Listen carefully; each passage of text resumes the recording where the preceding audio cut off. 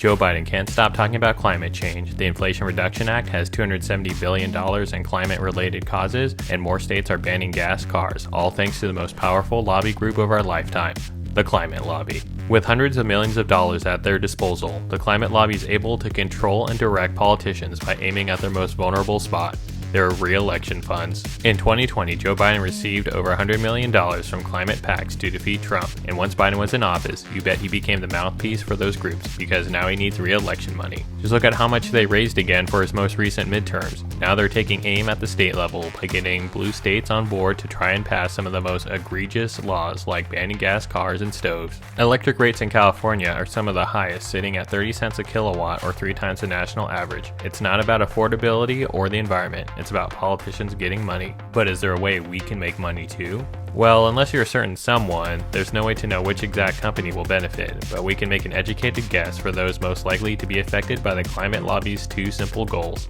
eliminate oil to reduce carbon, and more electricity to reduce carbon. The most obvious industry are electric vehicles, but instead of buying companies that are looking for gold, let's try to find one that are selling the picks and shovels. It's no secret that EVs require a ton of rare earth materials, and with recent geopolitical tensions with China and Russia, the world's biggest rare earth exporters, I'm thinking that US-based rare earth mining companies will eventually explode in value.